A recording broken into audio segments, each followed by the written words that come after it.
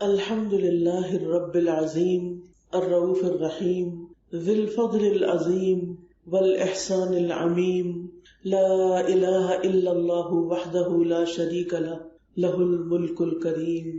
سب تعریف اللہ کے لیے ہے جو رب ہے، ہمارا خالق ہے، ہمارا مالک ہے، ہمیں پالنے والا ہے، العظیم جو بہت عظمت والا ہے، الرؤوف بہت شفقت فرمانے والا ہے، الرحیم نہایت رحم فرمانے والا ہے، ذی الفضل العظیم جو بہت بڑے فضل والا ہے، والاحسان العمیم اور ہر ایک پر احسان کرنے والا ہے، ان پر بھی جو اس کو مانتے ہیں، ان پر بھی جو اس کا انکار کرتے ہیں، ان پر بھی جو اس کی اطاعت اور فرمانبرداری کرتے ہیں، اور ان پر بھی جو اس کی نافرمانی میں دن رات گزارتے ہیں۔ اللہ کے سوا کوئی معبود برحق نہیں، وہ اکیلا ہے، اس کا کوئی شریک نہیں، اسی کے لیے عزت والی بادشاہت ہے۔ معزز خواتین اور عزیز طالبات، میرے لیے یہ بہت خوشی کی بات ہے کہ میں آج آپ سب کے ساتھ مخاطب ہوں۔ الحمدللہ، اللہ کا بہت شکر ہے کہ جس نے ہمیں بہت ساری نعمتوں سے نوازا، اور ان نعمتوں میں سے ایک بہت بڑی نعمت علم کی نعمت ہے جو ہم سب حاصل کر رہے ہیں، سیکھ رہے ہیں، سکھا رہے ہیں۔ یہ دنیا کا عظیم ترین کام ہے۔ ہم سب جانتے ہیں کہ اللہ سبحانہ تعالیٰ نے جب آدم علیہ السلام کو پیدا کیا تو اس سے پہلے فرشتوں کی مجلس میں فرمایا کہ انی جاعل فی الارض خلیفہ، قالوا اتجعل فیہا من یفسد فیہا۔ اللہ تعالیٰ نے فرمایا کہ میں زمین میں خلیفہ بھیجنے والا ہوں۔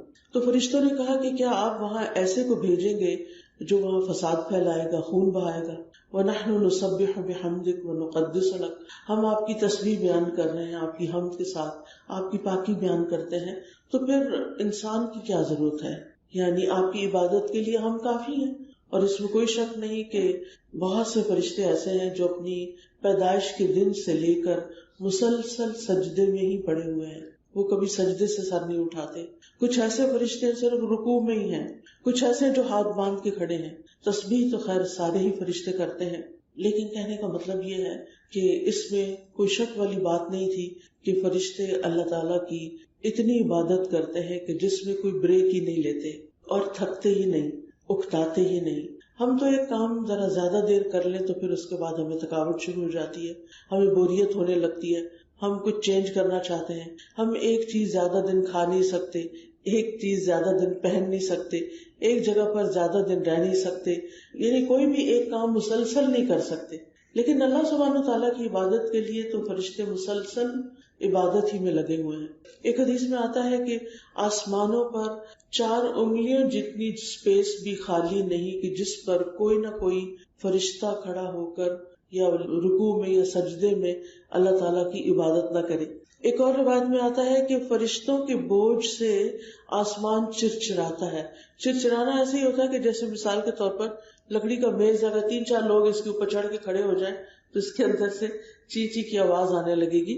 تو ایسے ہی اتنے فرشتے آسمانوں پر کہ آسمان چرچراتا ہے، یعنی ان کے بوجھ کی وجہ سے، اور وہ سارے کے سارے اللہ کی عبادت میں لگے ہوئے ہیں۔ لیکن سوال یہ پیدا ہوتا ہے کہ پھر اللہ تعالیٰ نے انسان کو کیوں بنایا؟ اس کے لیے اللہ سبحانہ تعالیٰ نے آدم علیہ السلام کو کچھ چیزوں کے نام سکھا دیے تھے اور فرشتوں کو وہ نہیں سکھائے تھے۔ اللہ تعالیٰ نے فرشتوں سے کہا کہ انبئونی باسماء ہؤلاء، مجھے ان چیزوں کے نام بتاؤ، لیکن وہ نہیں بتا سکے۔ آدم علیہ السلام کے پاس علم تھا، جب آدم علیہ السلام سے وہی سوال کیا گیا تو آدم علیہ السلام نے ان سب چیزوں کے نام بتا دیے۔ تو اللہ تعالیٰ نے فرمایا کہ الم اقل لکم انی اعلم غیب السماوات والارض، کیا میں نے تمہیں کہا نہیں تھا کہ میں آسمانوں اور زمین کے غیب جانتا ہوں؟ وَأَعْلَمُ مَا تُبْدُونَ وَمَا كُنْتُمْ تَكْتُمُونَ، اور میں جانتا ہوں جو تم ظاہر کرتے ہو، جو تم چھپاتے ہو، یعنی اس وقت جو تم زبان سے کہہ رہے ہو اور جو تمہارے دل کے اندر ہے وہ سب کچھ میرے علم ہے۔ اس کے بعد جب فرشتوں کو یہ پتہ چلا کہ ان کے پاس پورا علم نہیں ہے اور آدم کے پاس ان سے زیادہ علم ہے، تو پھر فرشتوں نے آدم علیہ السلام کو جب اللہ نے حکم دیا وَإِذْ قُلْنَا لِلْمَلَائِكَةِ اسْجُدُوا لِآدَمَ، ہم نے فرشتوں سے کہا کہ آدم کے آگے جھک جاؤ، سجدہ کرو، تو ان سب نے سجدہ کیا۔ فَسَجَدُوا إِلَّا إِبْلِيسَ، سوائے ابلیس کے، ابا واستکبر، اس نے انکار کر دیا کہ میں تو آگ سے بنا ہوں اور آدم مٹی سے بنے تو اس لیے میں تو یہ سجدہ نہیں کر سکتا۔ وہ تکبر میں مبتلا ہو گیا، اکڑ گیا۔ تو بہرحال ہوا یہ کہ اللہ سبحانہ تعالیٰ نے اپنے علم اور حکمت کے ساتھ آدم علیہ السلام کو فرشتوں پر فضیلت دی، اور فرشتوں کو ان کے آگے سجدہ اس لیے کروایا، یہ بتانا مقصود تھا کہ فرشتے انسان کو سرو کریں گے. انسان کا مقام اور انسان کی عزت اور انسان کا رتبہ جو ہے وہ ساری مخلوق میں سے اعلیٰ اور افضل ہے.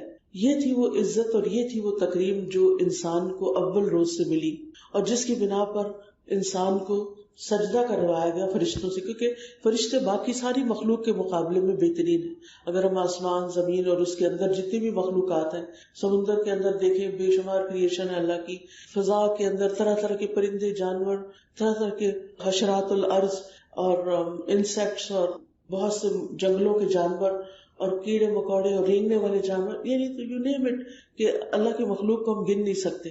تو ان سب میں بہتر فرشتے تھے، اور فرشتوں کے پاس بھی وہ علم نہیں تھا جو آدم علیہ السلام کے پاس تھا. لہذا اس علم کی بنا پر، اس علم کی وجہ سے آدم کو فضیلت ملی تمام مخلوق پر.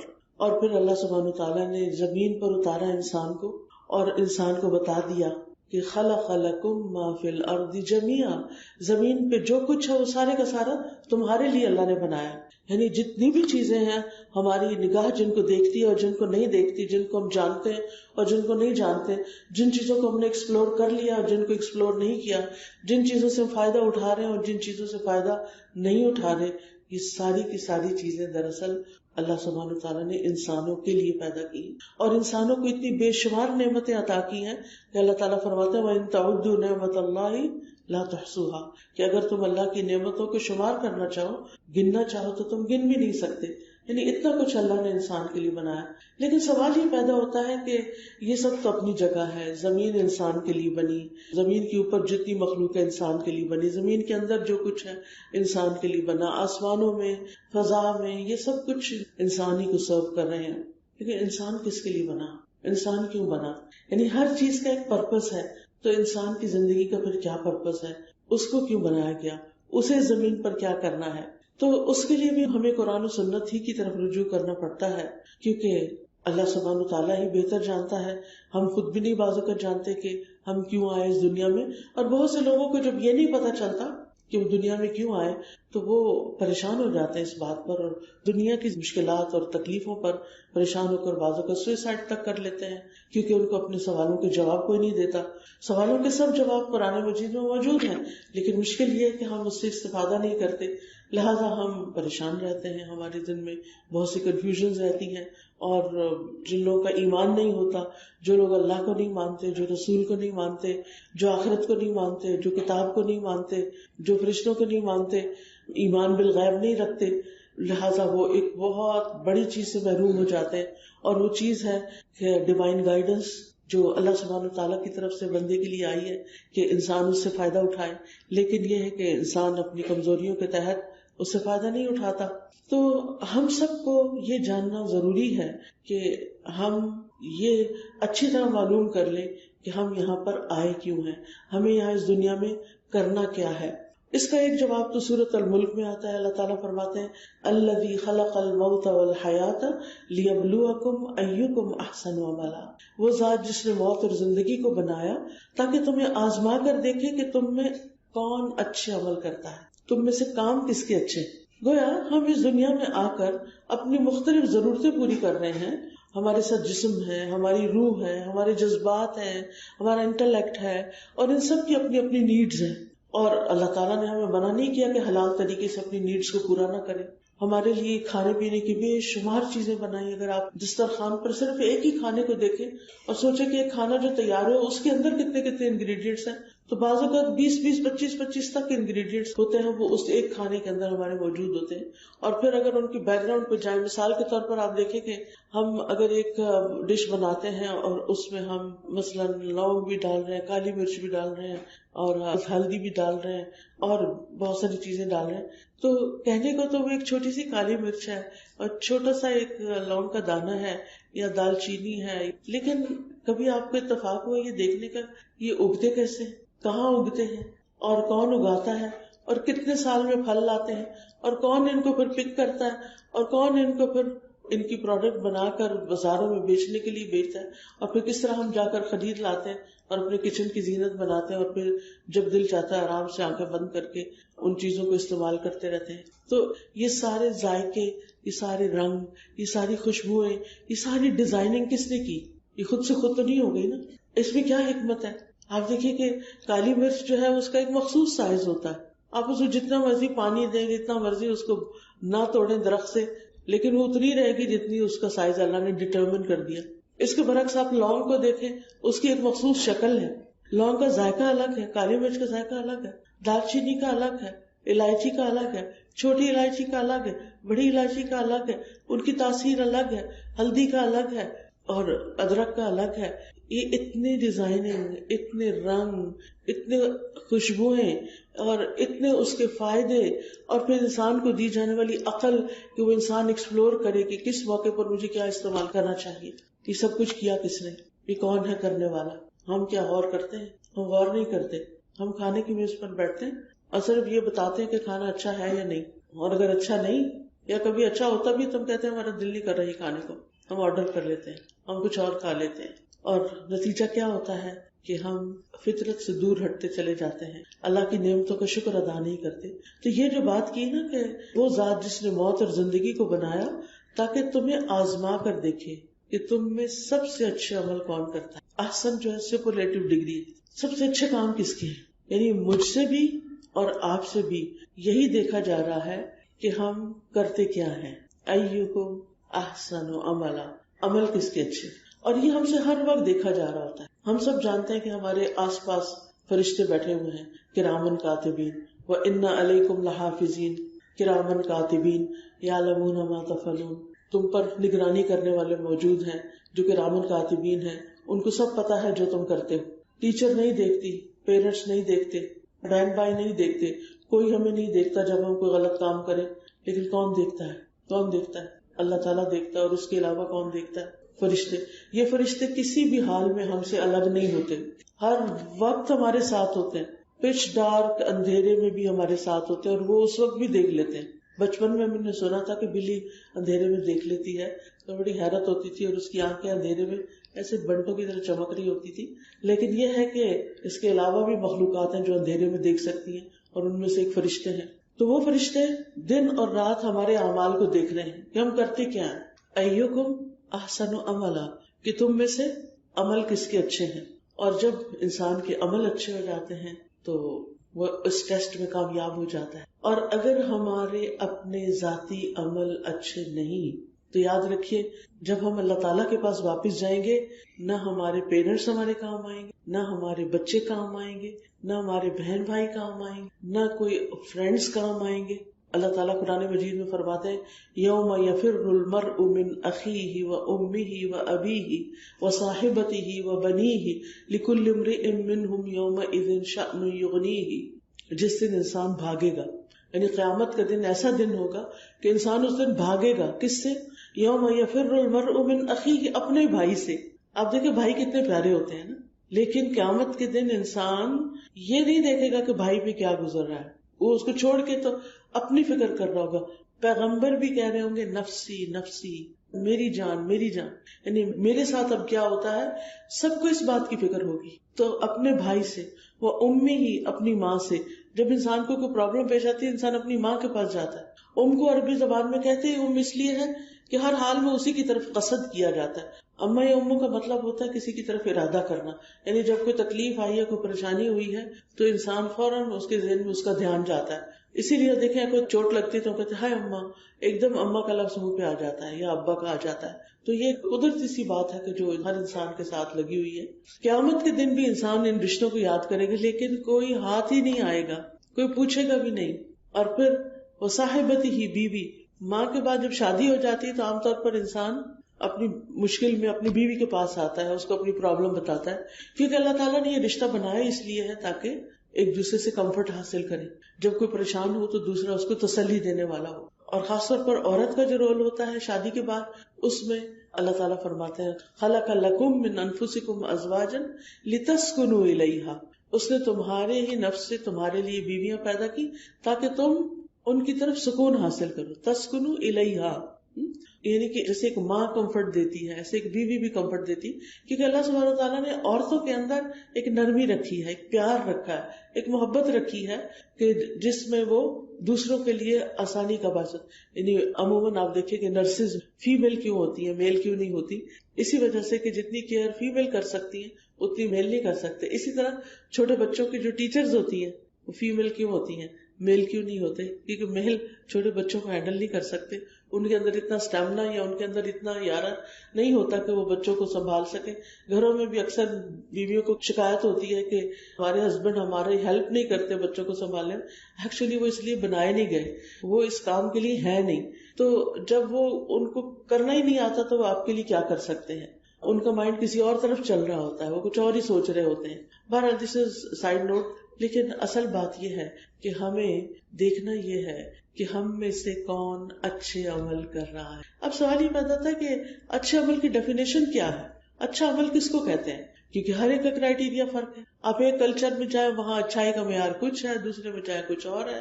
آپ نے دیکھا ہوگا اکثر جب اس ملٹی کلچرل سوسائٹی میں لڑکیوں کی شادی بالکل کسی اپوزٹ کلچر والی سائڈ پہ ہوتی ہے تو ان کے گھر جاتے ہی وہ کہتے ہیں ہمارے ہاں یہ نہیں ہوتا، ہمارے ہاں یہ نہیں. کوئی فوت ہو جائے تو ہمارے ہاں تو فوتگی پر یہ رسم ہوتی ہے، ہمارے ہاں یہ. یعنی اکثر لوگ قرآن و سنت کو کوٹ نہیں کرتے بلکہ ہمارے ہاں کی بات کرتے ہیں، جس سے ہی پتہ چلتا ہے کہ ہر جگہ کے اپنے طور طریقے، اپنے اپنے نارمز ہوتے ہیں. دس از ویری نیچرل، کوئی بات نہیں اس میں. اگر وہ ٹھیک ہیں، اچھے ہیں تو ان کو اپناتے رہیں.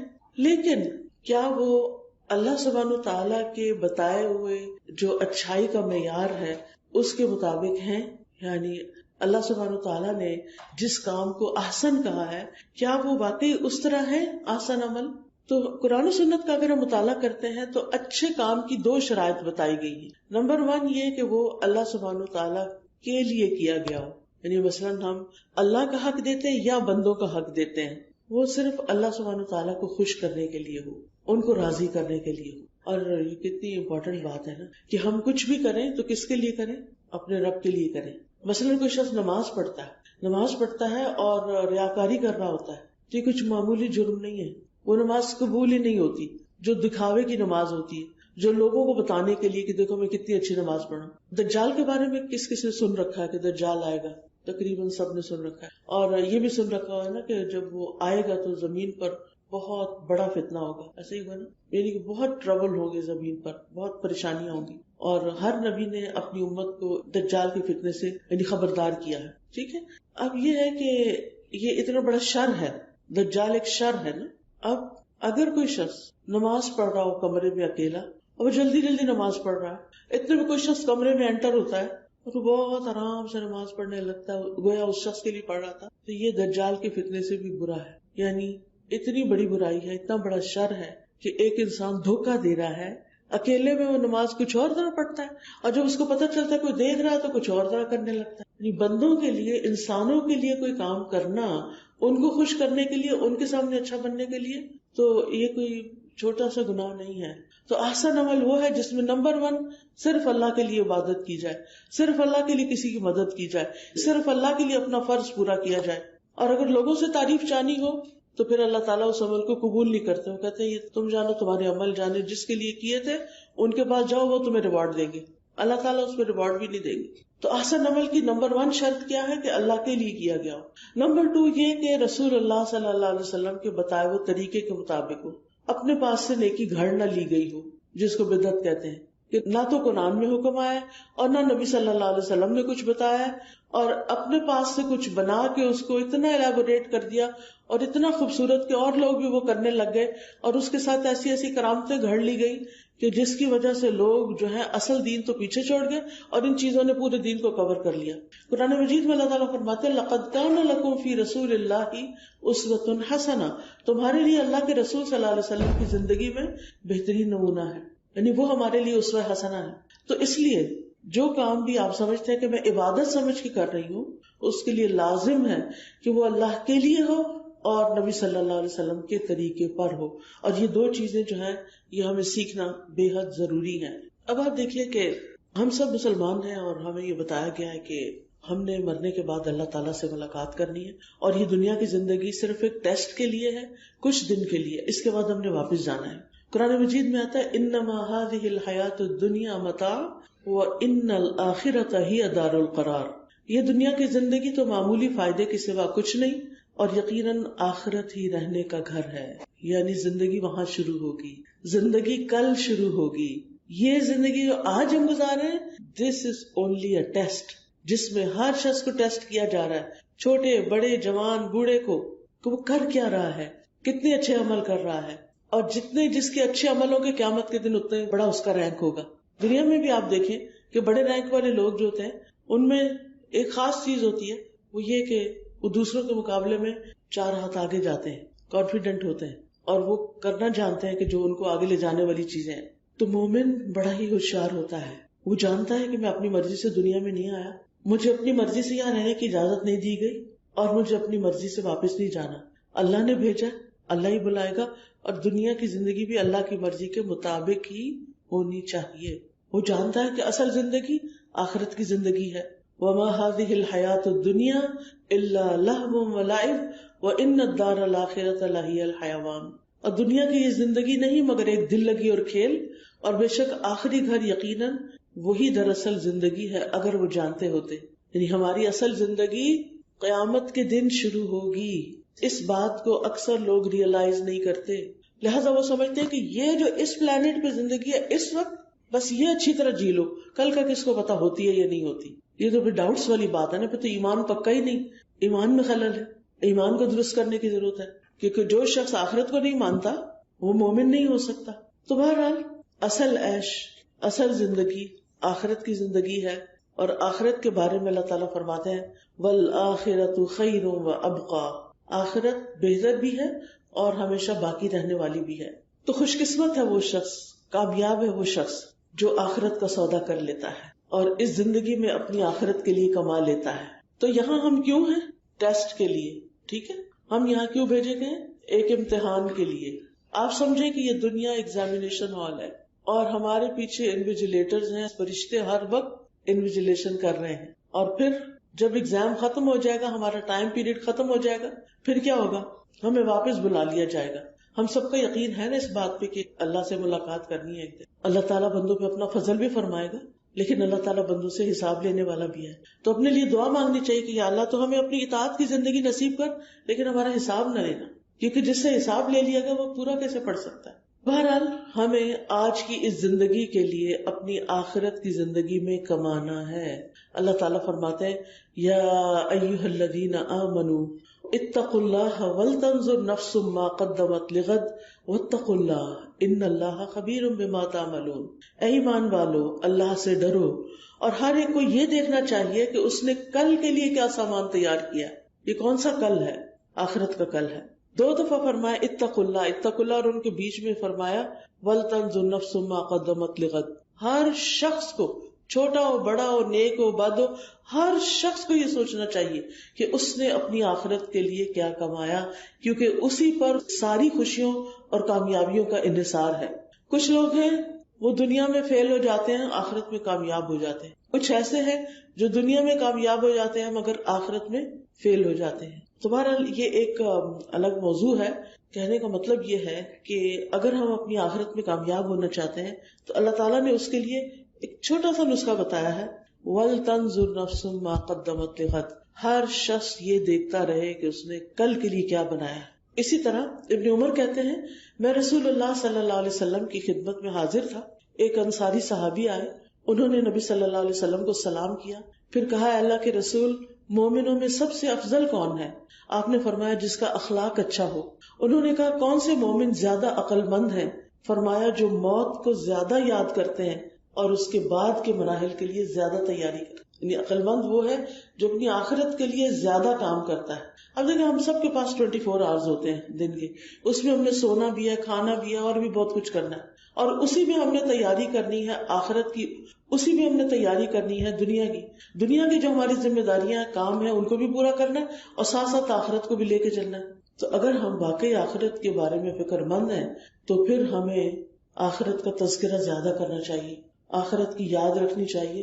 صرف یہ نہیں کہ ہاں یہ آخرت آنے والی ہے, وہ تو ایک ٹرم ہے, اس میں کیا کیا آنے والا ہے جو کچھ ہم دیکھیں گے اس کے بارے میں پتا ہونا چاہیے ہم سب کو.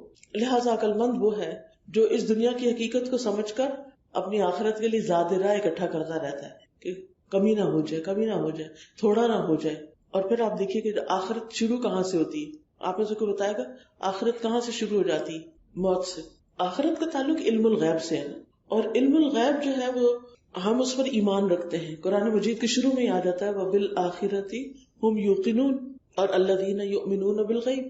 کہ مومن وہ ہوتا ہے جو غیب پر ایمان رکھتا ہے. ہم سب مانتے ہیں کہ آخرت آئے گی، لیکن وہاں ہوگا کیا؟ تو سب سے پہلے تو موت کے فرشتے آئیں گے. ہم میں سے کوئی شخص فرشتوں کو نہیں دیکھ سکتا، لیکن وہ موت کے وقت آئیں گے. جو نیک روح ہوتی ہے اس کو آ کے سلام کرتے ہیں، اس کے پاس ملک الموت سرانے کی طرف بیٹھتے ہیں، اور باقی فرشتے ان کے آس پاس ہوتے ہیں، اور پھر وہ آہستہ آہستہ جان نکالتے ہیں. اور جب ساری نکل آتی ہے تو پھر ملک الموت اپنے ہاتھ میں لے کے آگے چلے جاتے ہیں. انسان کے پاس اس دنیا میں 3 چیزیں ہوتی ہیں، ایک اس کا مال، دوسرا اس کی آل اولاد، اور تیسرا اس کا عمل. اب آپ دیکھیں کہ مومن کی مثال اس طرح ہے جس طرح کسی کے 3 دوست ہوں، ان میں سے پہلا دوست اس کا مال ہو، وہ کہے چاہت کے مطابق جتنا لینا چاہتے ہو لے لو، لیکن جب تو مر جائے گا میں تو اس سے الگ ہو جاؤں گا. دوسرا دوست بھی یہی کہتا ہے. اور تیسرا دوست جو ہے، جو اس کا عمل ہے، وہ کہتا ہے زیادہ سے زیادہ اکٹھا کر لو، میں تمہارے ساتھ جاؤں گا آخر تک. آج ہم سب سے زیادہ کمی کس چیز میں کر رہے ہیں؟ کتنی بچیاں 5 وقت کی نماز پابندی سے پڑھتی ہیں، وہ مشکل ہاف. کوئی بات نہیں، مجھے خوشی ہے کہ آپ نے سچ بولا. جو ریگولر نہیں پڑھتے انہوں نے ہاتھ نہیں کھڑا کیا، سچ بولا آپ نے، بہت اچھا کیا. لیکن بیٹا بات یہ ہے کہ مرنے کے بعد جب انسان کو قبر میں لٹایا جاتا ہے تو اس کے جو نیک اعمال ہوتے ہیں وہ اس کا ساتھ دیتے ہیں. جو میت ہوتی ہے جب اس کے اوپر مٹی ڈال دی جاتی ہے تو وہ جو لوگ اس کو دفنا کے جا رہے ہوتے ہیں ان کے پاؤں کی آواز تک سن رہی ہوتی ہے، کیونکہ اس کی روح اس تک لوٹا دی جاتی ہے. اس آس پاس کا پتہ چل رہا ہوتا ہے یہ کون سی جگہ ہے، یہ کیا ہے. پھر کیا ہوتا ہے؟ جو ہی سب چلے جاتے ہیں تو نماز سرانے کی طرف آ جاتی ہے، روزہ داری طرف آ جاتا ہے، زکوٰۃ بائیں طرف آ جاتی ہے، اور کچھ کام جو ہے وہ صدقہ، نماز، نیکی وغیرہ پاؤں کے پاس آ جاتے ہیں. تو جب سرانے کی طرف سے اس کی طرف کوئی عذاب آتا ہے تو نماز کہتی ہے میری طرف سے آنے کا راستہ بند. پھر دائیں جانب سے کوئی چیز آنا چاہتی ہے، روزہ کہتا ہے راستہ بند. تیسری طرف سے کوئی آنا چاہتا ہے، زکوٰۃ کہتی ہے کہ میری طرف سے آنے کا راستہ نہیں ہے. گویا اس کا مال، زکوٰۃ، صدقات، خیرات، کچھ بھی اور باقی نیکیاں اس کو پروٹیکٹ کر دیتی ہیں ہر طرح کی تکلیف سے. اگر ہماری نماز ہی پوری نہیں، اگر ہم نے زکوٰۃ دینے کے بارے میں کوئی سوچا ہی نہیں، اگر ہم نے روزے ہی پورے نہیں رکھے اور پیریڈز کے تو کبھی پلٹ کے نہیں رکھے، تو اب آپ سوچیں کہ کیا آپ کو ایسی پروٹیکشن اچھی لگے گی کہ آپ کے ساتھ وال بھی ہو لیکن اس کے اندر سوراخ اور جو کیڑا مکوڑا چاہے اندر گھس جائے. تو ہم میں سے ہر ایک کو اپنے لیے خود عمل کرنا ہے تاکہ قیامت کے دن کی مایوسی نہ ہو. کرنے کے کام کیا ہیں؟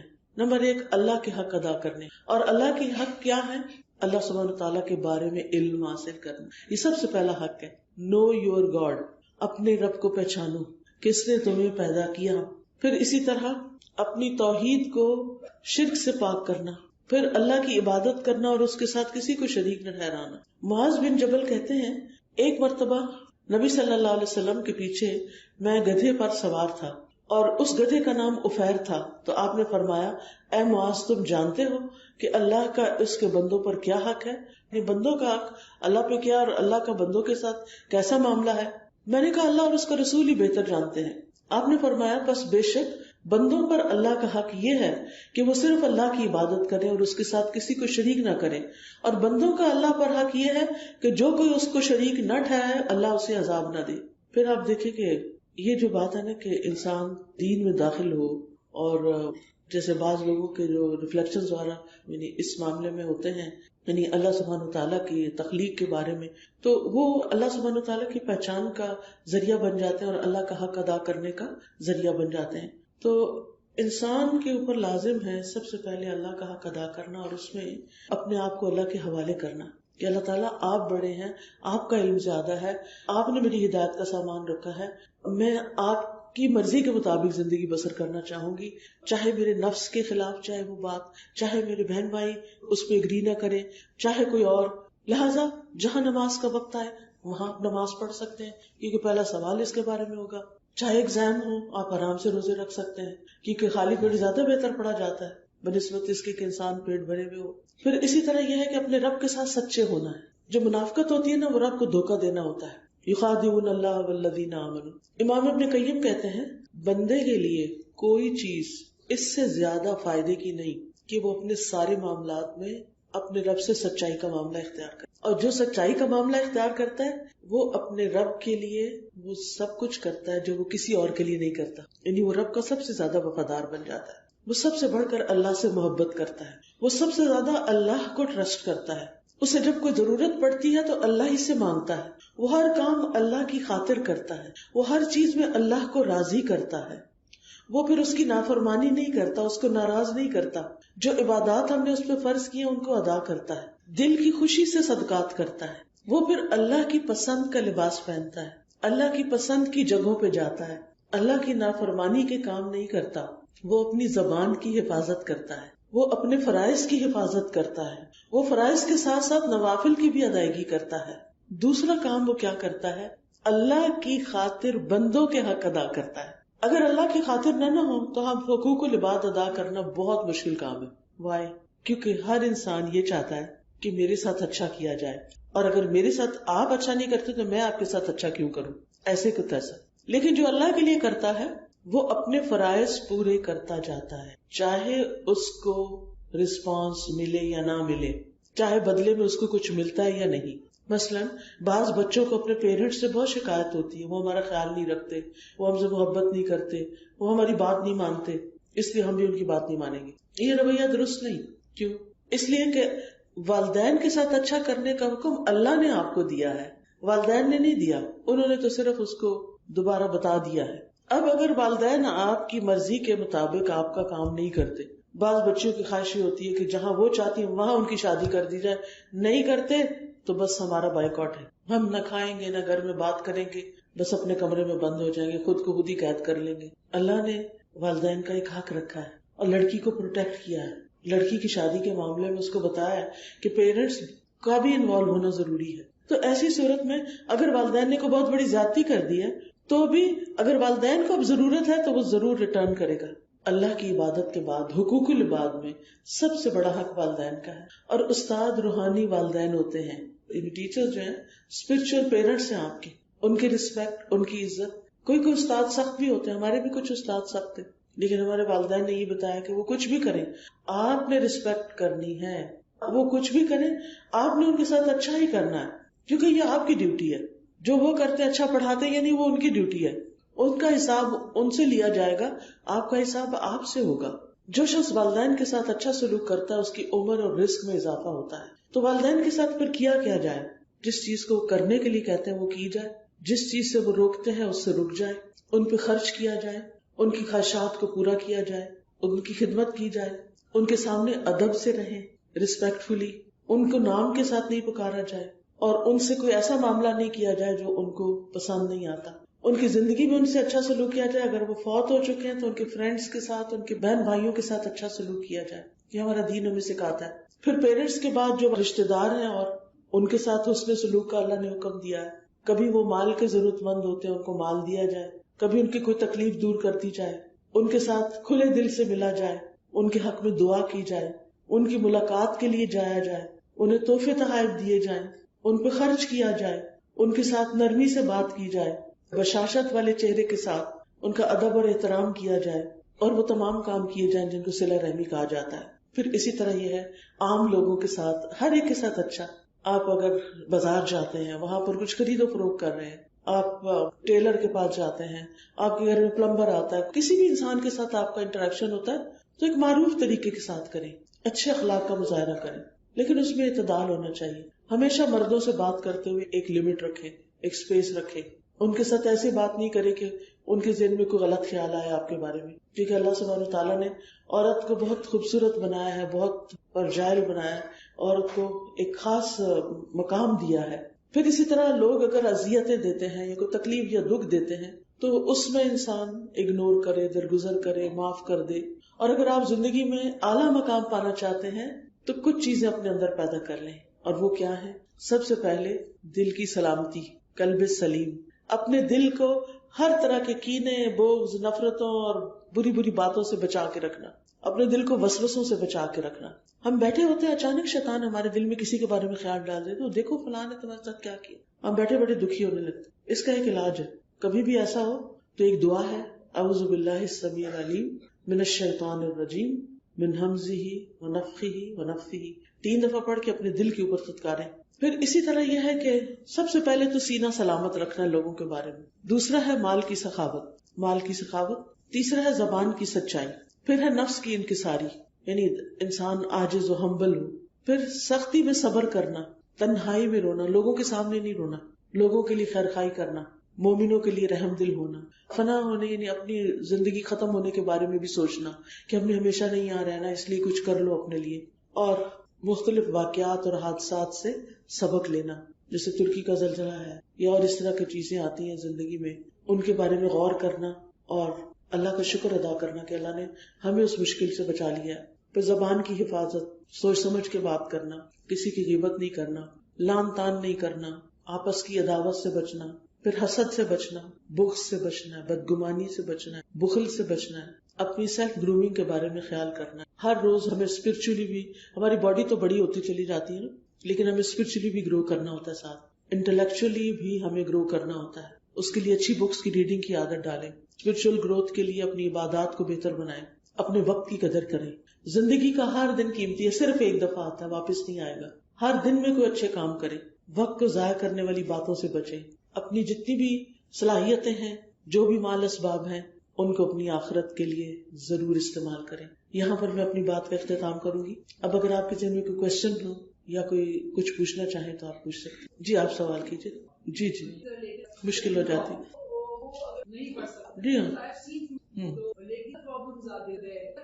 ویسے ہونا تو یہ چاہیے کہ اگر وہ نہیں بھی نہا سکے یا نہیں اٹھ کھڑے ہو سکتے، نہیں بیٹھ سکتے، جس کنڈیشن میں وہاں اشارے سے وہ پڑھ لیں، ان کو تیمم کرا دیا جائے مٹی کے ساتھ. یعنی کہ وہ آج کل تو پیڈ بھی ملتے ہیں بنے ہوئے، تو اشارے سے لیٹے لیٹے بھی وہ پڑھ سکتے ہیں. نماز تو کسی حال میں چھوڑنی نہیں چاہیے. لیکن اگر وہ اتنے ایجڈ ہو گئے ہیں کہ ان کو بات سمجھ ہی نہیں آ رہی ہے آپ کی، اور بس ان کا معاملہ پھر اللہ پر ہی ہے، کیونکہ اللہ تعالیٰ ہی بہتر حالت جانتا ہے ان کی کہ ساری زندگی انہوں نے پابندی کی ہے.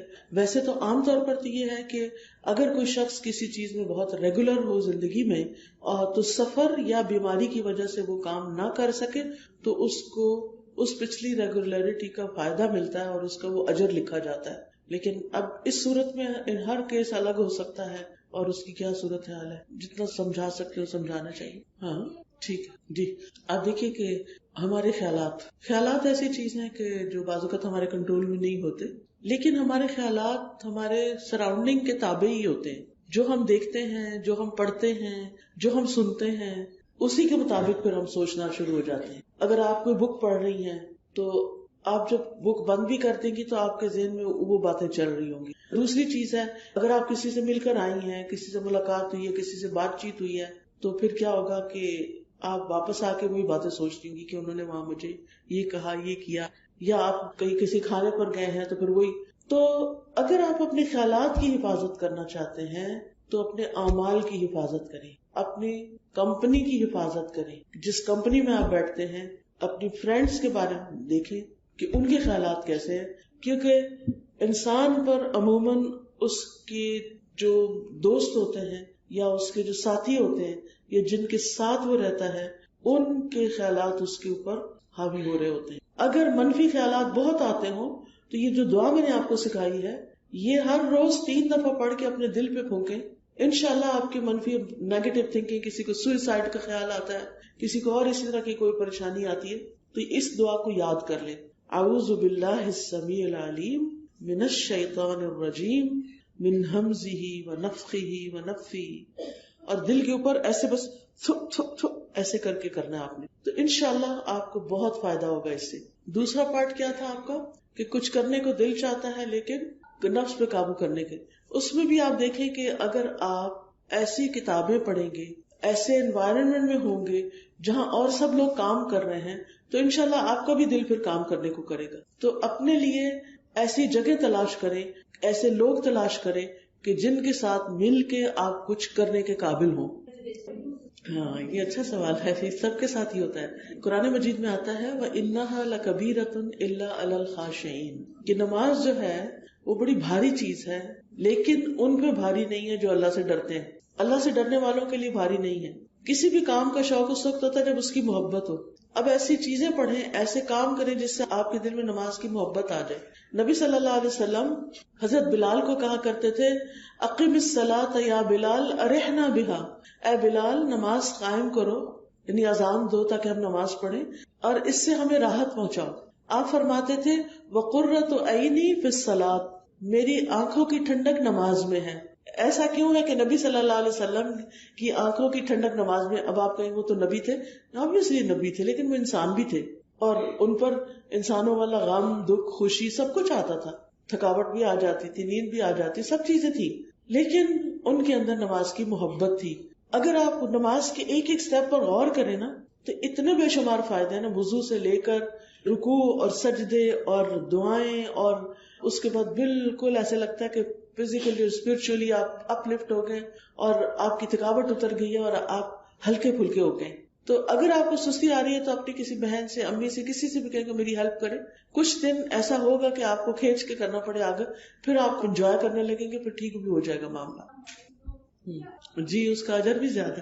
ایک اصول یاد رکھیے، جو کام جتنی مشکل سے کیا جائے اس کا اجر بھی زیادہ ہے اور اس کا نتیجہ بھی زیادہ اچھا ہو. سختی سے آغاز نہیں کرنا چاہیے. آپ دیکھیں چھوٹا سا میں اس پہ آپ کو طریقہ بتاؤں گی کہ آپ کا بچہ 7 سال کا ہوا تو آپ اس کو سیلیبریٹ کریں کہ 7 سال میں ہم نماز شروع کریں، اچھی سے اس کو جائے نماز لے کر دیں. لڑکی ہے تو اچھا سا نماز کا ڈریس لے کر دیں اور پھر نماز کے فائدے بتائیں اور پھر نماز کے ایک سجدے سے کس طرح رینک اونچا ہوتا ہے خود پہلے اس میں سے پڑھ لیں کہ نماز کے کتنے فائدے، پھر وہ ساری چیزیں اس کو بتائیں. اس کے ساتھ بیٹھ کے اور بچوں کو بھی ساتھ لے کے بیٹھ کے اس کے ساتھ خوب نماز کے بارے میں اس کو گائیڈ کریں. ایک نماز سے شروع کریں. پھر جب وضو کرنا ہو تو خود ساتھ کھڑے ہوں، یہ نہیں کہ جاؤ وضو کر کے آ جاؤ نا، اور یہ نہیں کہ جاؤ نماز پڑھو، کبھی بھی نہیں. کہتے چلے ہم وضو کرتے ہیں، چلے ہم نماز پڑھتے ہیں. اور پھر جب وہ بچہ نیا ڈریس پہنتا ہے نئے طریقے کے ساتھ، آپ نے دیکھا کہ چھوٹے چھوٹے بچے ماں کے ساتھ ہمیشہ جہاں نماز پکڑے. جو مائیں خود نماز پڑھتی ہیں ان کو پڑھانے میں زیادہ مشکل نہیں ہوتی کیونکہ بچوں کو پتا ہوتا ہے کہ ہم نے بھی پڑھنی ہے، یہ کرنے کا کام ہے، گھر میں سب کرتے ہیں. 3 سال ہے آپ کے پاس بچے کو عادت ڈالنے کے، جس میں آپ پیار سے، آپ آرام سے، آپ لاجک سے، آپ ساتھ کھڑے کر کے عادت ڈال لیں گے. 1 سے ایک دفعہ عادت ہو جاتی ہے نا پھر مشکل نہیں رہتی. پھر اگر 10 سال کا ہو جاتا ہے نا تو پھر آپ اس وقت صرف سختی کر سکتے، 10 سال سے پہلے سختی نہیں کر سکتے. اور سختی اس میں یعنی کہ ضروری نہیں کہ مار پٹائی شروع کر دیں رائٹ اوے. آپ فرم طریقے سے اس کو بتائیں کہ دیکھو اب یہ کھیل نہیں چلے گا، معاف نہیں ہے، تو وہ پڑھنی ہے نماز. چلے اس وقت نماز شروع کرا لی. پھر بھی اگر دیکھا کہ کچھ گڑبڑ ہو رہی ہے تو بٹھا لیا، ہاتھ میں ہاتھ پکڑا بچے کے. اچھا مجھے بتاؤ نماز کیوں نہیں پڑھنے کو دل چاہتا؟ اچھا مجھے بتاؤ کہ تمہیں اللہ کے پاس جانا ہے کہ نہیں جانا؟ تم یہ بتاؤ کہ اللہ سے ملاقات ہونی ہے کہ نہیں ہونی؟ یہ بتاؤ کہ تم جنت میں جانا چاہتے ہو کہ نہیں جانا؟ اس سے کوشچنز کریں. جب وہ سوچے گا خود تو پھر آپ دیکھیں گے کہ وہ کہے گا بھی یہ تو سب کچھ چاہیے مجھے اور یہ نماز پڑھے بغیر تو ملنا نہیں، لہٰذا اس کے لیے آسانی ہوگی. پھر آپ دیکھ رہے ہیں 2-4 دن ٹھیک رہا، پھر آپ کوئی اور طریقہ اختیار کریں، 1-2 سوال اور کر دیں. آپ بیٹھ کے نہیں آپ بات کریں تو اب آپ کھڑے ہو کے بات کر لیں. آپ کھانے کی بھی اس میں تھوڑی سی بات کر لیں، لیکن ہر وقت لیکچر پلانا، ہر وقت ڈانٹ ڈپٹ، اس سے بات نہیں بنتی. جی دیکھیں فوکس کرنے کی جو ایکسرسائز ہے نا وہ کریں. سائیکالوجی پڑھی ہے آپ نے؟ یہاں پڑھائی جاتی ہے سائیکالوجی، بکس ہوں گی، لائبریری میں بکس ہوں گی. آپ کو پتا میں جب کالج میں تھی تو میرا فیوریٹ مشغلہ تھا سائیکالوجی کی بکس پڑھنا. میں نے جتنی بھی شیلف پہ کتابیں تھی نا، میں یہ نہیں دیکھتی تھی کون سی انٹرسٹنگ ہے اور کون سی نہیں، میں نے لائن سے کتابیں ایشو کرانی شروع کی تھی. سب سے پہلی کتاب آج میں لے گئی، پڑھ کے لے آئی، نیکسٹ ڈے. اس سے میں نے بہت کچھ سیکھا. یہ میرے ایگزام کا حصہ نہیں تھا کچھ بھی، یہ میرا پرسنل انٹرسٹ تھا. ہر ایک کا کوئی انٹرسٹ ہوتا ہے نا، کسی کو کوئی سبجیکٹ اچھا لگتا ہے، مجھے سائیکالوجی اچھی لگتی. اس میں نے اتنی چیزیں سیکھی اور اسی میں پھر فوکس کرنا کہ فوکس کیسے کیا جاتا ہے. ان شاء اللہ تعالیٰ اگر آپ فوکس کرنے کی ایکسرسائز کریں گے تو بہتری آئے گی، لیکن پھر بھی اتنا آسان نہیں. ریپلیس کریں اس کو ریپلیس کریں اچھی قرات سے، اچھے نشید سے ریپلیس کر لیں. ختم نہیں ہو سکتی کیونکہ یہ حصہ اللہ نے ہمارے اندر رکھی ہے، اس کی طلب ہے ہمارے اندر. اور اللہ سبحانہ تعالیٰ سب سے زیادہ نبی کی اس آواز کو پسند کرتے اور کان لگاتے ہیں جب وہ خوبصورت آواز میں قرآن پڑھتے ہیں. آپ دیکھیے قوالی میں نے ساری قوالیاں نہیں سنی، لیکن راہ چلتے ہوئے جو کوئی کانوں میں باتیں پڑھی ہیں تو مجھے تو ان میں عجیب و غریب چیزیں نظر آئی ہیں کہ بھر دے جھولی میری یا محمد. آپ دیکھیں نماز میں ہم سورۃ فاتحہ پڑھتے ہیں، ہم کیا کہتے ہیں؟ ایاک نعبد وَإِيَّاكَ نَسْتَعِينُ، صرف تیری ہم عبادت کرتے ہیں، صرف تجھ سے ہم مدد چاہتے ہیں. اور قوالی میں ہم کہہ رہے ہیں بھر دو جھولی میری یا محمد، کہ محمد صلی اللہ علیہ وسلم میری جھولی بھر دیں. دس از ٹوٹل کنٹراسٹ. تو بعض اوقات قوالیوں میں اس طرح کے لفظ ہوتے ہیں، آپ غور تو کیجئے کہ جس میں شرک پایا جاتا ہے، اور بعض اوقات اتنے روڈ طریقے سے اللہ تعالیٰ کو خطاب کیا جا رہا تھا. اپنی ایک میں سن رہی تھی کبھی بچپن میں، ہمارے اسکول کے راستے میں ایک جگہ پہ لاؤڈلی پلے کر رہے ہوتے تھے، اس میں تھا یہ کیا قصہ ہے، یعنی یہ کائنات کیوں بنا دی ہے، اور اگر آپ میں سے کسی کو یاد ہو، ہاں جی تو کر کے بات کرتے. اللہ کو ادب کے ساتھ پکارنا چاہیے. تو اس طرح کی چیزیں جو ہیں ان سے پرہیز کرنا بہتر ہے. بالکل اس وقت خاموشی اختیار کر لیجیے، کیونکہ وہاں بحث کرنے کا فائدہ نہیں. پھر بیٹھ کے خط لکھیے کہ آپ غلط کیوں ہیں، کیونکہ بتانا بھی ہوتا ہے نا بڑوں کو. تو اس وقت تو ہم سامنے بولیں گے، وہ غصے میں آ جائیں گے، سنیں گے نہیں، لگا دیں گے، کچھ کریں گے. تو بہتر ہے پھر آرام سے ٹھنڈے سے بیٹھ کے کہ ہم کیوں اس کو غلط سمجھتے ہیں. کمیونیکیشن کا طریقہ نکالیے کہ we have to communicate with elders. Company change کیجیے اور اچھی کتابیں پڑھیے. قرآن کا باقاعدہ سیکھنا شروع کیجیے، مطالعہ شروع کیجیے، کسی ٹیچر کے ساتھ 1-on-1 بیس پہ کاؤنسلنگ لیجیے. بالکل صحیح، بہت اچھا سوال کیا آپ نے. نہیں سراؤنڈنگ سے چینج کا مطلب کمپنی چینج کرنے کو کہا. ہاں پیرنٹس کو تو نہیں چینج کر سکتے. سوال آپ کا بہت اچھا ہے. آپ دیکھیے انہوں نے نا بہت سچ بولا ہے. میں ان کی بات پوری طرح سمجھ رہی ہوں، یہ کیا کہہ رہی ہیں. ہم ہمیشہ یوتھ سے شکایتیں یہ کرتے ہیں، ینگ بچے بگڑ گئے ہیں، بات نہیں سنتے، ینگسٹر یہ کریں. تو ینگسٹر کو بھی تو سمجھے وہ بیچارے کیا کس پریشانی کا شکار ہے. ایک طرف پڑھائی کا اسٹریس ہے اور وہ کمپٹیشن اتنا زیادہ ہے. میڈیکل کالج میں تم نے ضرور جانا ہے اور اتنے نمبر نہیں آئے تو پھر تم گھر نہ آنا.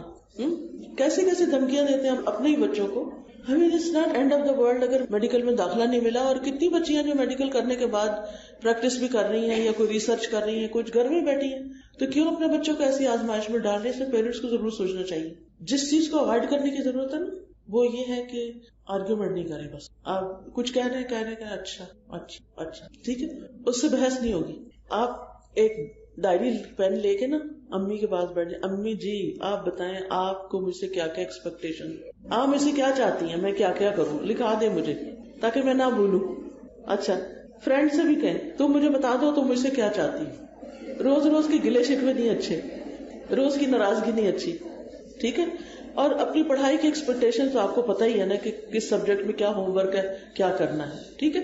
اچھا ہم لوگوں نے یہ، میں اپنے ایکسپیرینس سے اصل میں بتا رہی ہوں کہ بچوں کو بھی کھل کے بتائیں کہ آپ کیا ایکسپیکٹ کرتے ہیں ان سے، اور ان کو اسپیس دیں اور ان کو کہیں کہ یہ آپ سے ایکسپیکٹڈ ہے، آپ کو یہ کرنا ہے. آپ کریں گے تو آپ کے فائدے کا، اگر آپ نہیں کریں گے تو پھر آپ خود ہی بھگتیں گے. اب اگر ہم جان لیتے ہیں، جیسے بچپن میں ہمارے گھر میں میرا خیال ہے 3 کمرے تھے کتنے، تو وہ ہم بہنیں بھی اتنی تھی، ہر بہن کو ایک ایک کمرہ ملا ہوا تھا صفائی کرنے کا. جو ہم اسکول جانے سے پہلے اس کمرے کی صفائی کر کے ہر چیز کو اپنی جگہ آرگنائز کر کے ہی جانا ہوتا تھا. اور ہم لوگ تیار ہونے کے ساتھ ساتھ کمرہ بھی ریڈی کر دیتے تھے. نہ امی کو بولنا پڑتا تھا، نہ ہمیں کوئی مسئلہ تھا. مسئلہ حل ہو گیا، اسٹریس ختم ہو گیا. اچھا ہوم ورک ہمارا حال یہ تھا کہ ڈنر سے پہلے ہوم ورک ٹارگٹ سیٹ کیے تھے، اس سے پہلے یہ ختم ہو جانا چاہیے، وہ کر لیا. اچھا فرینڈ تم سے رات کو بات کروں گی، ٹھیک ہے، ابھی میں اس کام. ہم نا کمیونیکیٹ نہیں کرتے، دوسروں کو بتاتے نہیں کہ ہم آپ کی توقعات پہ کیوں نہیں پورے اتر سکتے. اگر امی کی توقعات بہت اوور ہے نا، بہت زیادہ ہے، تو آپ کہیں امی ہاں مجھے بتائیے یہ میں کام کس وقت کروں، مجھے یہ بھی کرنا ہے، یہ بھی کرنا ہے، یہ بھی کرنا ہے. تو اپنے ریلیشنز کو اچھا کریں، اسٹرانگ کریں اور کمیونیکیٹ کریں، بات کریں، اپنا مسئلہ بتائیں، ان کا سنیں، کوئی رستہ نکالیں پھر. ٹھیک ہے. صرف پریشان نہیں ہونا حل. ٹھیک ہے صحیح ہے. آپ کو پتا کہ حج کی عرفہ کی سب سے بہترین دعا کیا ہے؟ صرف اللہ تعالیٰ کی تعریف ہے.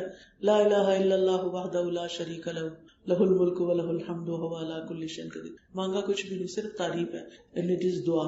دعا 2 طرح کی ہوتی ہے، ایک میں کوشچن کیا جاتا ہے اور ایک میں صرف اللہ کی تعریف کی جاتی ہے. یہ صحیح نہیں ہے، یہ بالکل دھوکہ ہے. آپ کی ایج میں میں بھی بہت زیادہ تھی ان چیزوں میں. میری بہن نے تو ایک بک خریدی ہوئی تھی جو ہم ہر روز رات کو پڑھتے تھے، کل کیا ہونے والا ہے. پھر جب پتہ چلا کہ یہ سب غلط ہے، پھر توبہ استغفار کی. توبہ اتنا سخت گناہ ہے کہ 40 دن کی نمازیں قبول نہیں ہوتی جب انسان ایسی باتیں غیب کی معلوم کرنے کی کوشش کرتا ہے. باہر سے آنے والے کے لیے جو تعلیم اسلام نے دی ہے کہ 3 times ناک کرے، جواب نہیں آیا تو واپس چلا جائے. ٹھیک ہے. نماز نفل ہے اور آپ ایکسپیکٹ کر رہے ہیں کسی ڈیلیوری کو، تو آپ چھوڑ کے تو دیکھ لیں. فرض ہے تو نہیں چھوڑ سکتے. ٹھیک ہے. اسی طرح پیرنٹس بھی اگر بلا رہے ہیں، آوازیں دے رہے ہیں اوپر سے، اور آپ نماز شروع کر بیٹھے ہیں، نفل ہے تو چھوڑ دیں، اگر فرض ہے تو نہیں چھوڑ سکتے. ٹھیک جی. بدگمانی کر لیتے ہیں، کسی کے بارے میں بھی نہیں کرنا چاہیے ایسے، لیکن اگر آپ کو خود بھی نہیں سمجھ آ رہی کہ آپ کو کیا ہے نا، تو اللہ کے آگے روئیں. اور آپ کی نماز کی عادت تھی چھٹ گئی تو اللہ کے آگے روئیں کہ اللہ تعالیٰ مجھے نماز پڑھنی ہے، بس آپ مجھے پڑھوائیں، مجھے پڑھنی ہے، آپ نے مجھے توفیق دینی ہے. باتیں کیا کریں اللہ سے. ٹھیک ہے. Okay next. وعلیکم السلام. ہاں ہاں ہاں. اللہ مجھے بہادر بنا دے. اے اللہ مجھے بہادر بنا دے، میں اسکیپ گوٹ نہ بنوں، میں ایک لائن بنوں، آگے بڑھوں. جی جی. پیریڈز کی نماز قضا نہیں ہوتی، وہ معاف ہو جاتی ہے جب تک پیریڈز ہوں. اگر ختم ہو گیا اور آپ نہا نہیں رہے اور پڑھ نہیں رہے، وہ پھر قضا شمار ہوگی. ٹھیک ہے. جب تک بلیڈنگ ہو رہی ہے وہ معاف ہے. ہاں ڈیپینڈ کرتا ہے کہ وہ میل کون ہے، اور بھائی وغیرہ ہے نا تو امی سے کہیں ان کو سب کو ایکسپلین کر دیں. ٹھیک ہے. اور یہ ہم سے بات نہیں پوچھ، کیونکہ میں نے اپنے بیٹے کو، کیونکہ میری بھی بیٹیاں بڑی تھی اور بیٹا چھوٹا تھا، تو وہ جب نماز کا وقت ہوتا ہے اگر نہیں پڑھا تو ماما وہ نماز نہیں پڑھ رہا. اچھا ادھر بیٹھو میں تمہیں بتاؤں. شی از سک. شی از سک. شی از ناٹ سک. نہیں شی از سک. کیسے سک؟ میں نے کہا بیٹے جیسے یورین آتا ہے نا تو یورین کی جگہ بلڈ آتا ہے، تو ان دنوں میں سک ہو جاتی ہیں لڑکیاں، تو پھر نماز نہیں پڑھنی ہوتی. And that's it. That was the end of the مسئلہ ختم. اس کے بعد اس نے کبھی نہیں پوچھا کہ کیوں نہیں، کیا ہے کیوں نہیں. اس کو پتا چل گیا کہ یہ سکھ ہے اور ان دنوں نماز نہیں ہے. کیونکہ قرآن مجید میں بھی آتا ہے یسألونک عن المحیض قل هو اذی. جب لوگ آپ سے پوچھتے ہیں یہ حیض کیا چیز ہے، پیریڈز کیا چیز ہے، بتا دیجئے کہ یہ اذیت کی چیز ہے، اس میں یعنی عورت کے لیے ایک تکلیف کا وقت ہے. کوئی گناہ نہیں ہے، کوئی گناہ نہیں. بتا دیں، ایک دفعہ سچ بول دیں، بات ختم کریں. کیونکہ ہر روز میں نے پڑھ لی ہے، میں نے کبھی آگے پیچھے ہوں، کبھی ایسی بے چینی، کچھ کھا رہے ہیں تو پکڑ کے دیکھو یہ ایک عجیب تماشا کھڑا ہو جاتا ہے. اوکے اب اجازت مجھے آج کے لیے اتنا ہی کافی ہے انشاءاللہ. سبحانک اللہم و بحمدک اشہد ان لا الہ الا انت استغفرک و اتوب الیک. السلام علیکم و رحمۃ اللہ وبرکاتہ.